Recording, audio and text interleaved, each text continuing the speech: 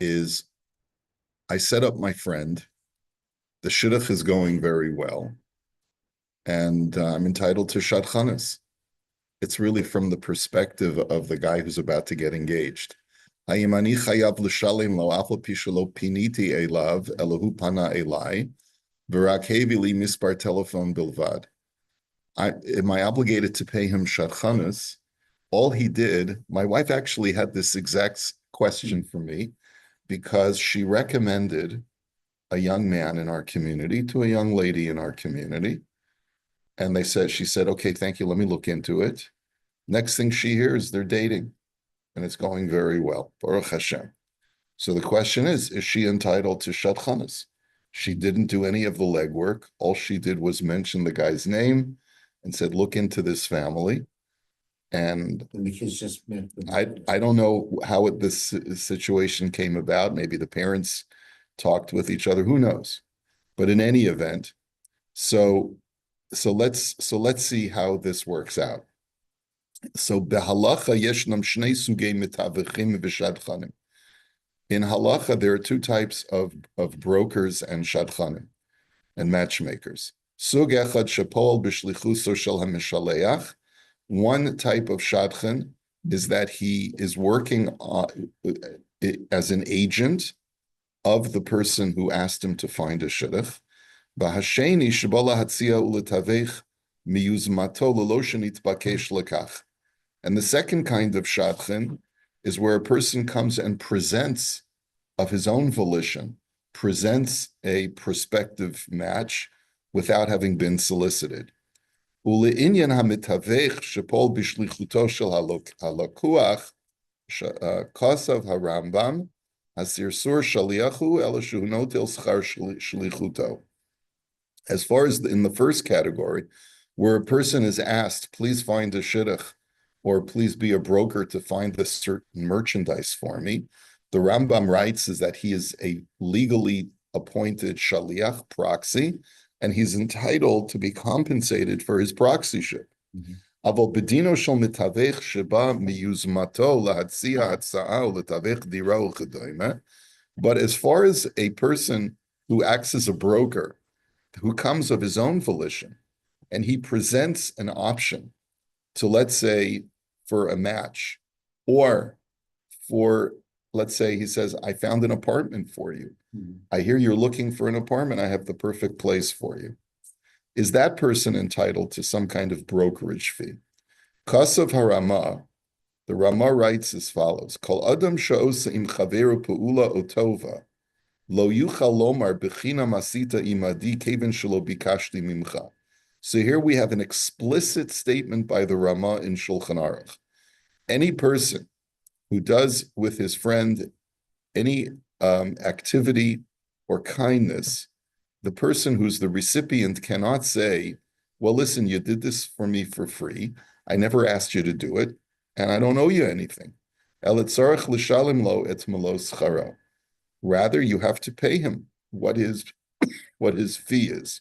Now, obviously, that needs to be qualified. A guy can't say after the fact, my fee is $10,000 for a shidduch. It's the going rate. Yeah. V'chein kasav ha-Mordechai b'shem Maharami Rotenberg, the Adam shabikesh mimalamed sheyilamed im beno v'lo hivtiach lo schar.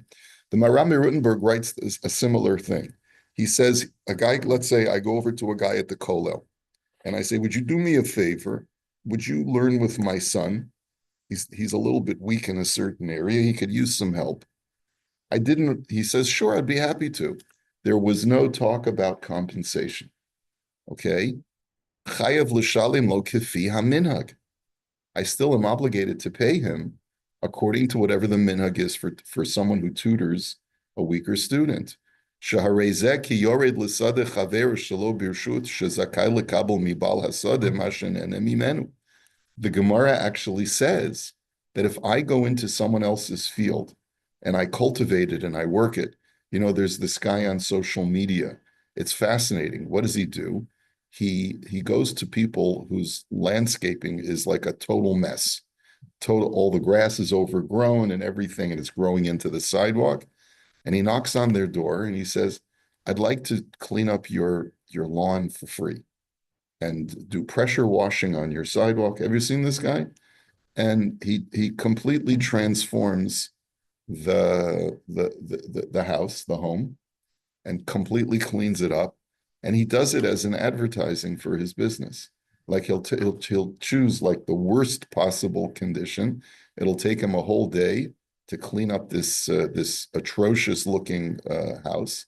And he posts it on social media, gets tens of thousands of views, and that's his way of advertising. But technically, if a person did not, this is probably very different in secular law. If I go over to your house and I put in $20,000 of tulips, can I send you a bill afterwards? Probably not. But what if I completely clean up your lawn and I maintain it to the point where it's now presentable in the same way that all of the other lawns are? Can I bill you for it? Probably in secular law that you wouldn't be able to do that. I don't know. Unless you could argue that you acquiesced and you knew you're getting the benefit and the reasonable expectation objectively that you should pay. Right. Then you should. But if you just came home and it was done. But if you were away and somebody painted your house for you and came back and said, pay me for painting, you're not. Giving the brush off. Right? Not all the. Yeah.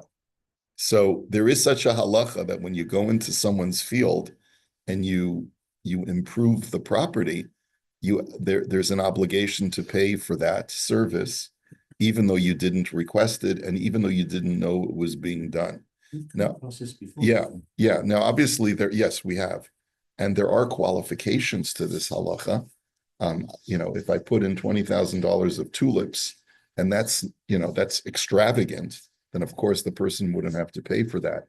But what if I just bring it to the standard of care that other fields would normally or other lawns would normally have? So then in halacha, the person who benefits from it is obligated to pay. So, and this could happen, let's say a guy goes to Florida for 6 months, and something gets spilled all over his lawn or whatever, or something gets dumped or something. And so a guy goes over and cleans it all up. Then there might be, I don't even know, maybe even in secular law, there might be some kind of reasonable expectation.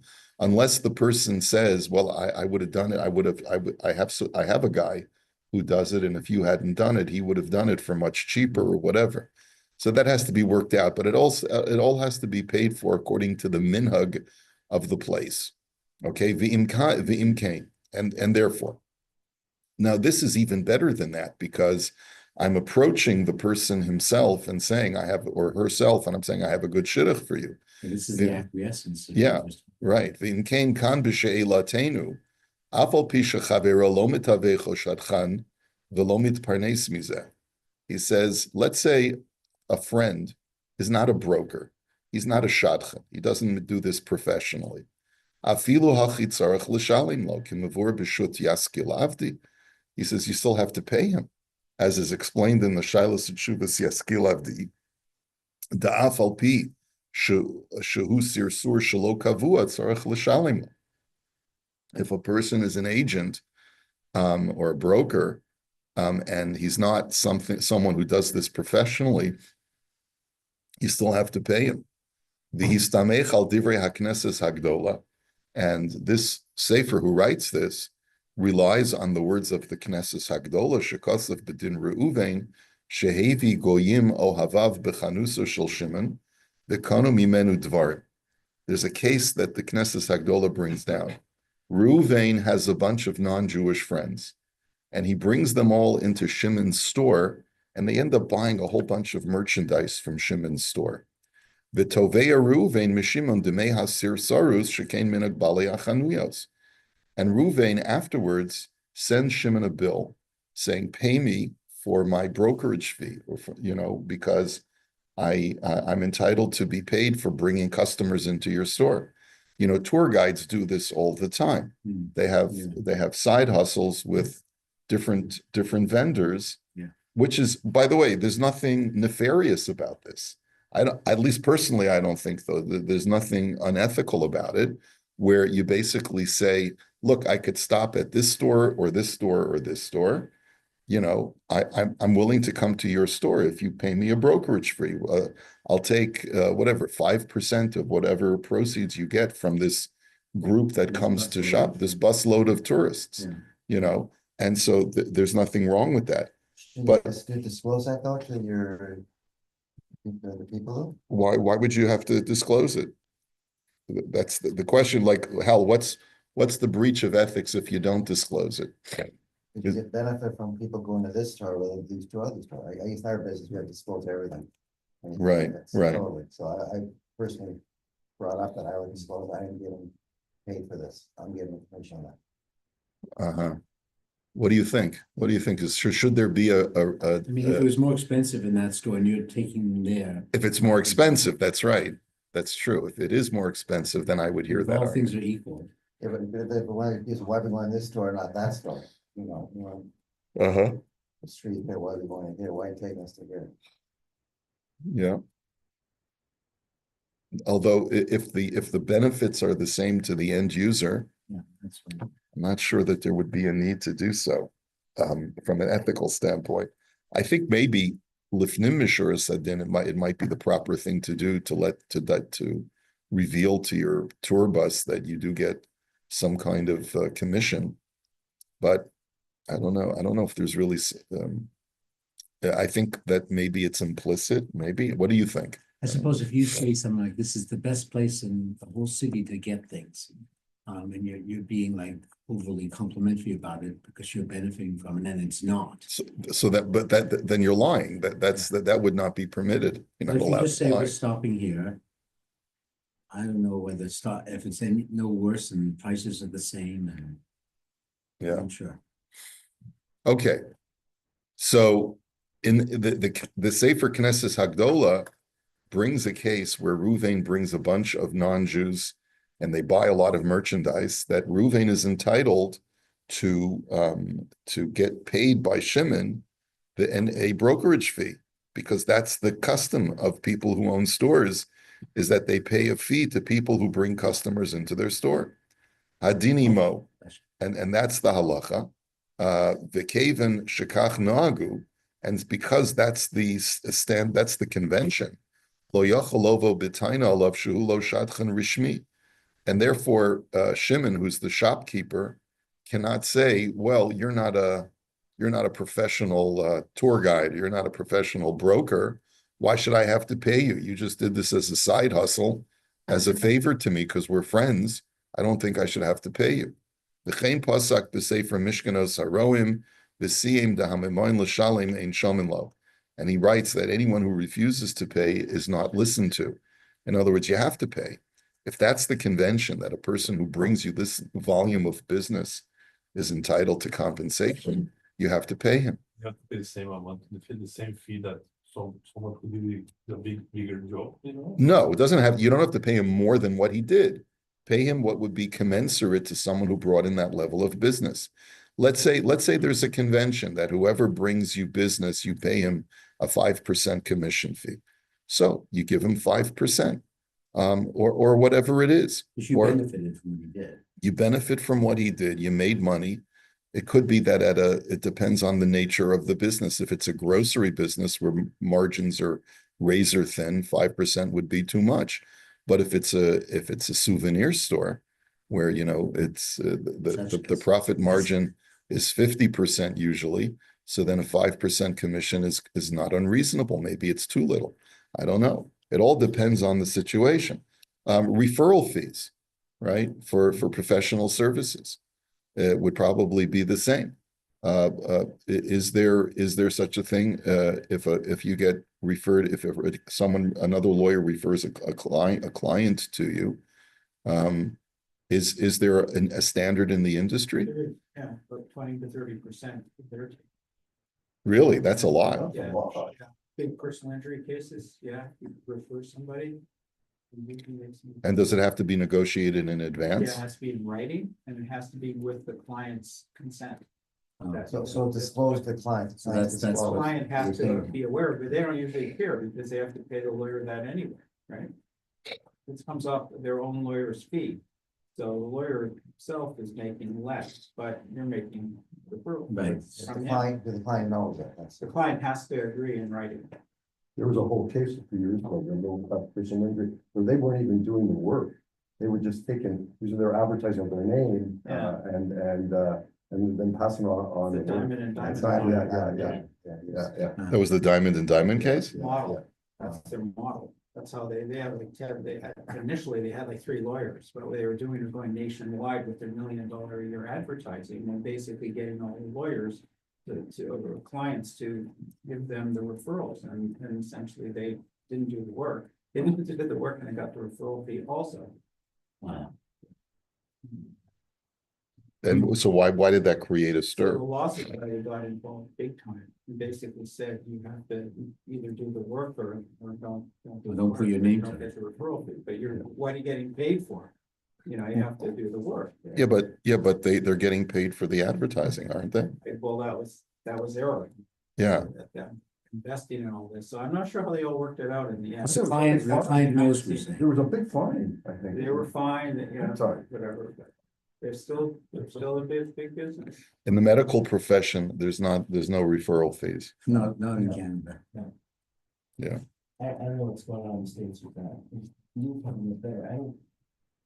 I think it's out of the ethics of medicine to make these kind of referrals. But I'm sure in the big HMOs in the States and so on in hospitals, they may have these associated referrals to do those. Right. I mean, but a similar issue that's problematic, that is an ethical problem, is the pharmaceutical companies who give incentives for physicians to But that's prescribe illegal. It's totally legal. illegal. So it's regulated. It's regulated. It's not Yeah, legal. regulated. Now it's regulated.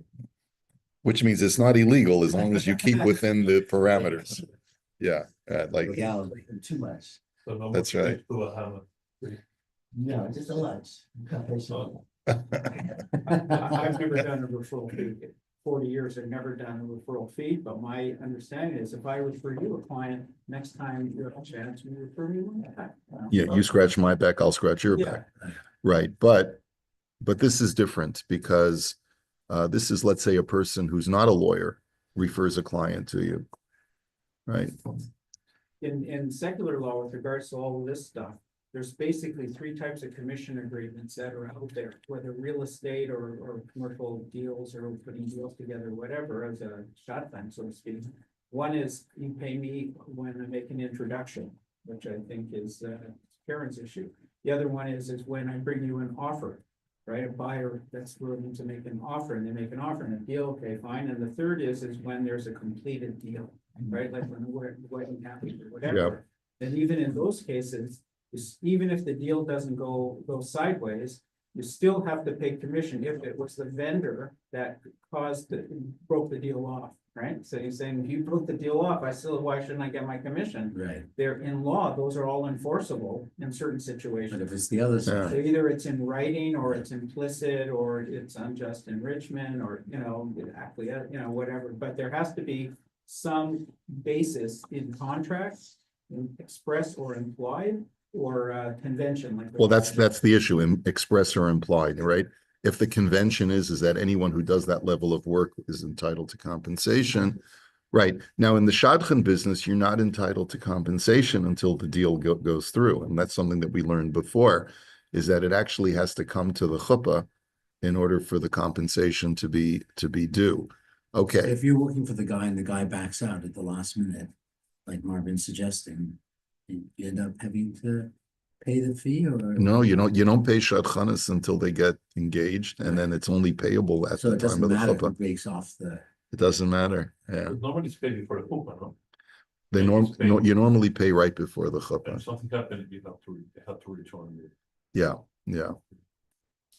Okay, now the afal pishu lo chasam lo sheyashalim lo demei shadchanos, even though there was never any agreement, there was never any signatures, no papers were signed, as far as obligating a person to pay shadchanos geld, mikol makom kevin shuhu modeh, shuhu shidech lo otivech lo, chayev l'shalem v'lo tzarich shum chatima v'shum kinyan.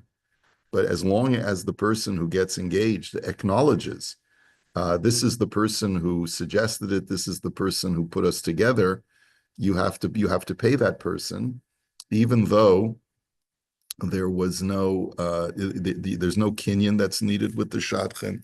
There's no kind of official appointment that is necessary. Kimavur b'Mordechai, the Reuven shetava mishiman asar zehuvin ba'avur sheyedaber alav el hasar. The Mordechai brings the following case. This is a very medieval case. Reuven asks Shimon to do him a favor. Reuven says that Shimon owes him 10 gold pieces. Why?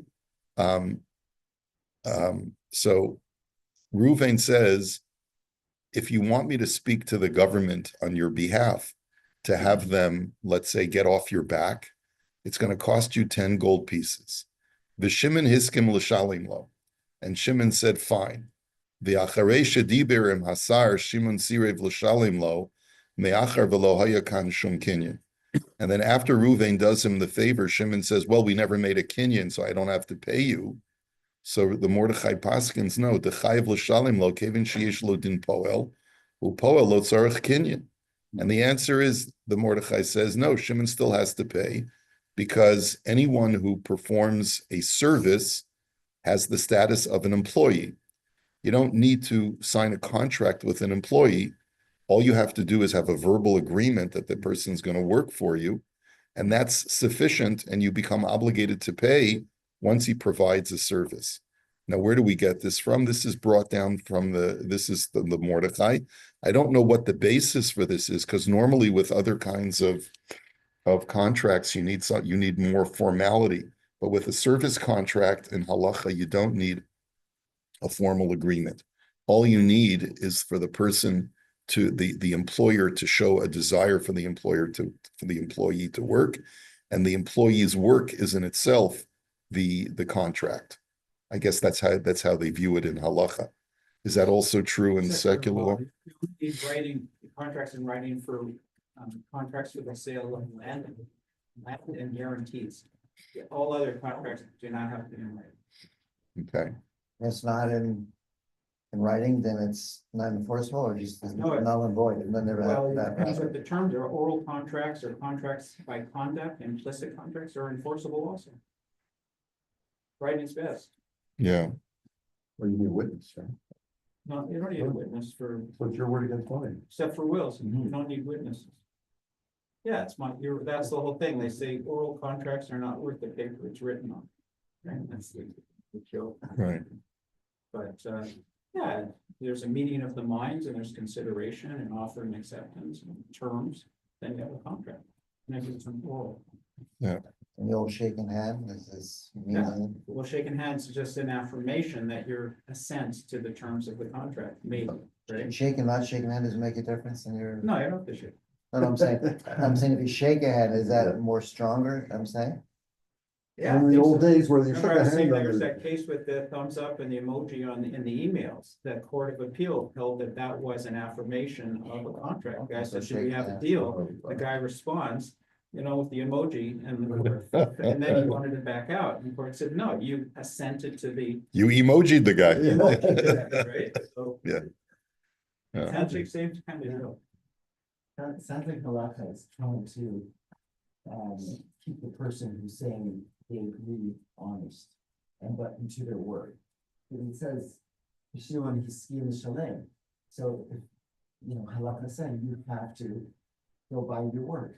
And otherwise his word is really not very meaningful if he just goes back on it. So Right, but in other areas of halacha, like for let's say Shimon is selling a property, and Reuven says, will you sell it to me? And Shimon says, yes, I will sell it to you.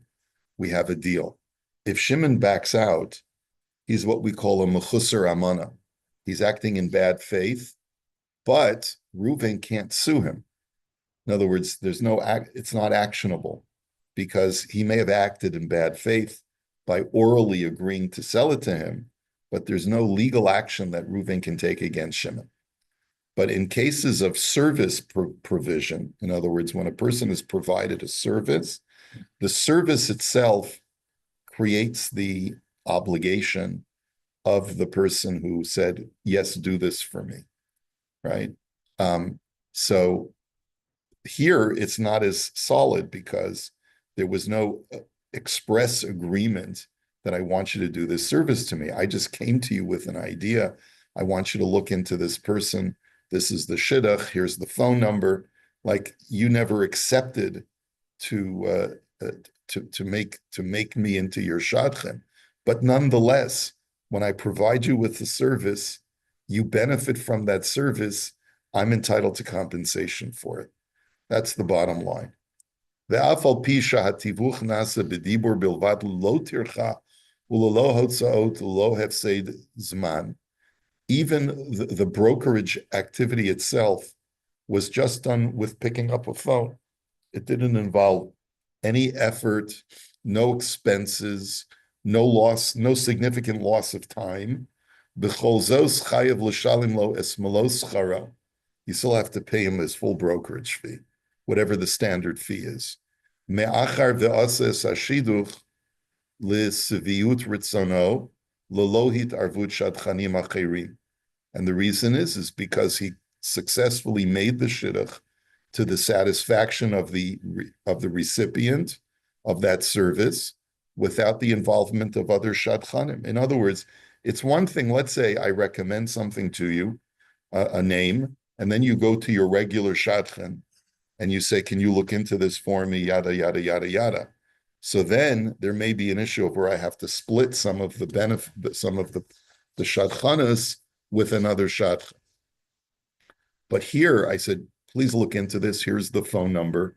And then you go on your own independently, and you pursue the shidduch. But the truth is, I brought it to you, and so therefore I'm entitled to compensation. So what happens if a year ago, this person said, so and so, we should try it, ignored it, didn't do anything, and a year later, so then somebody else recommended it at that point. So that was a year ago. Yeah, it becomes very gray. There's a lot of gray area in these things, in these introduction situations. Okay, we're going to have to finish the last sentence tomorrow, Mir Tzashem. We'll continue this. Have a great day, everybody.